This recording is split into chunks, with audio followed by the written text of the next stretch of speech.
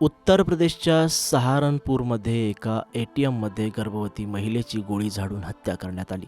हत्येचा आरोप महिलेच्या पतीवर आहे. पत्नीला संपवल्यानंतर आरोपीनं घरी जाऊन स्वतःच्या भावावर गोळ्या झाडल्या. भावाला जखमी अवस्थेत रुग्णालयात दाखल करण्यात आले आहे. त्याची प्रकृती चिंताजनक आहे. त्याच्यावर रुग्णालयात उपचार सुरू आहेत.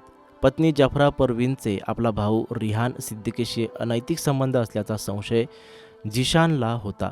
त्यामुळं त्यानं पत्नीला संपवलं. त्यानंतर भावावर गोळीबार केला.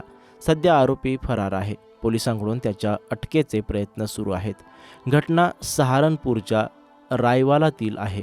झिशाननं HDFC बँकेच्या ATMमध्ये घुसून जफरावर गोळी झाडली. त्यात तिचा मृत्यू झाला. पत्नीला संपवल्यानंतर आरोपी पती घरी पोहोचला. त्यानं स्वतःचा भाऊ रिहानवर गोळीबार केला. त्याला जखमी अवस्थेत रुग्णालयात दाखल करण्यात आलं.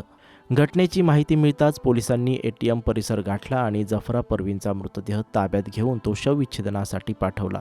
फॉरेन्सिकच्या पथकानं घटनास्थळ गाठून तपास सुरू केला. अवैध संबंधाच्या संशयातून हा प्रकार घडल्याची माहिती प्राथमिक तपासातून समोर आली आहे. गोळीबारात जफरा परवीनचा जागीच मृत्यू झाल्याची माहिती पोलिसांनी दिली. झिशानसोबत वाद असल्यानं जफरा काही दिवसांपासून माहेरी राहत होती. आरोपीनं तिच्या डोक्यात गोळी झाडली. त्यानंतर रिहानवर गोळीबार केला. त्याची प्रकृती गंभीर आहे. पोलीस झिशानला पकडण्याचा प्रयत्न करत आहेत. उरण ST डेपोत काळीज पिळवटून टाकणारी घटना घडली आहे. सफाई करणाऱ्या महिलेला मागे येणाऱ्या बसने चिरडल्याने महिलेचा मृत्यू झाल्याची धक्कादायक घटना घडली आहे. कालिंदा शरणगत वय वर्ष 52 असं महिलेचं नाव असून उरण डाऊरनगर येथे ती वास्तव्यास होती. गेली 4 वर्ष रोजंदारीवर साफसफाईचे काम उरण आगारात करत ही महिला काम करत होती. मात्र सफाई करत असताना तिच्यावर काळाने झडप घातली. हा अपघात झाल्यानंतर संपूर्ण परिसरात काही काळ तणाव निर्माण झाला होता. यावेळी ST बस रोखून धरत नुकसान भरपाईची आणि नोकरीची मागणी केली आहे. उरण ST डेपोत ST मागे रिवर्स येत असताना टायरखाली सफाई करणारी महिलाचा चिरडून जागीच मृत्यू झाला. घटना घडताच महिलेला जवळच्या रुग्णालयात ताबडतोब हलविण्यात आले. मात्र उपचारादरम्यान महिलेचा मृत्यू झाला. या घडलेल्या घटनेमध्ये चालकाला अटक करण्यात आली आहे. 2 दिवसांपूर्वी NMMT बस सेवा बंद झाली. आता ST बसच्या घडलेल्या अपघातामुळे काही काळ बस बंद झाल्याने प्रवाशांचे हाल होत होते.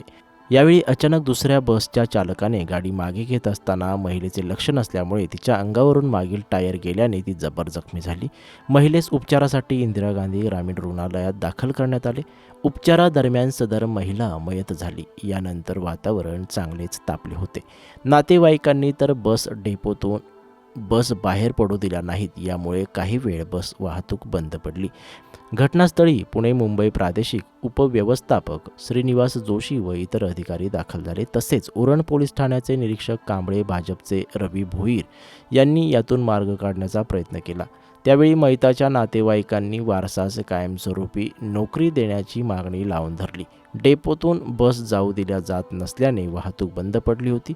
यावेळी ST बसच्या अधिकारी वर्गांनी आम्ही ताबडतोब 10,000ची मदत करू शकतो.